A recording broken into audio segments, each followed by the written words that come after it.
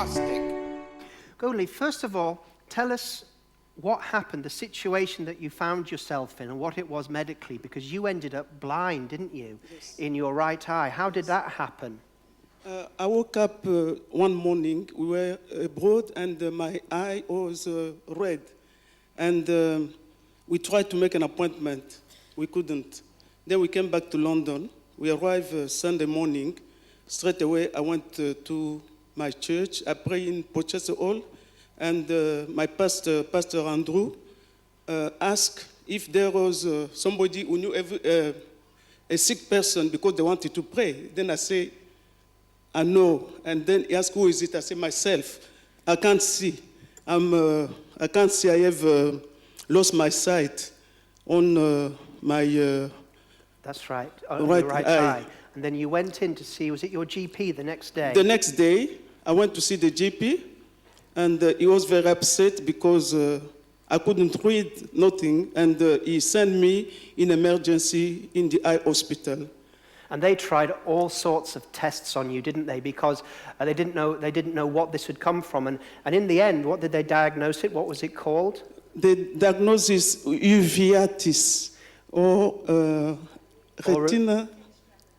A detached retina. Detachment. So your retina was detached. Yes. And they didn't know what was causing it. And what they did, they tried to see all these different types of situations that could have brought it on. And you were clear from all of those. Yes. And so there was gradually a healing began because you got lots of people to pray for you, didn't you, yourself? Yes. Tell us a little bit how. While we were still abroad, I text my cell leader and my companion group.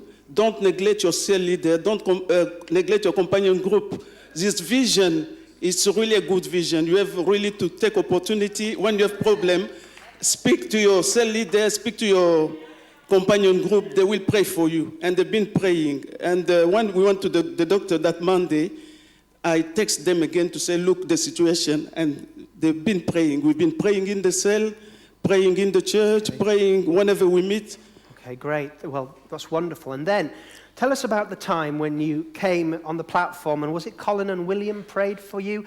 And yes. By that time, you'd got a little bit of your sight back, but there was still a shadow. What was the situation then, and what happened? I was having a shadow, although I could see gradually, as Pastor Bruce mentioned, but I had the shadow, and it was disturbing me, especially on the daylight. And my cell leader, Michelle, was asking me to come and to get prayer from William Lee. We came one day to consolidate. I didn't have a chance. And the last time when we came, it was for consolidation, and there was not consolidation that day. And as we were sitting there, I prayed. I said, Lord, if you want to complete what you started, let him call the eye condition. And the first thing he did, he said, we are going to pray for the sick. If you have an eye problem, come and get your healing. Then I stood up and I came, and they prayed for me, Pastor Colin and William Lee, and that shadow left straight away. And you'd been having problem with this condition for 8 months, haven't you? Yes, that's right. And then you went to see your GP. Tell us the story and how he responded to you. When I went to see my GP the last time, I went for the routine, and as he was giving me the repeated prescription, then he said, we forgot the eye drops. Then I told him, I don't need any more eye drop. He said, what? I said, yes, I don't need them. Then he sat down. He said to me, I know what it is. I asked him, how do you know? He said, because of your prayers. Because I always speak to my GP to invite him to church, but he never turned up. And even when I received healing for asthma in the year 2001 in Royal Albert Hall, when we had our meeting there. I went to tell him that I'm healed. He said, yes, I know, I believe in miracles, but I'm not interested. And then I kept quiet. And when I had also instant healing for my back, I was supposed to go in operation. I told him again. He said, yes, you know. And again, he's a French. You know the French people.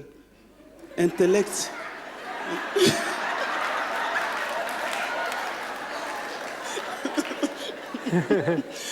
But this time, when there was a change, wasn't there? This time, he sat down. He asked me, "Tell me what happened."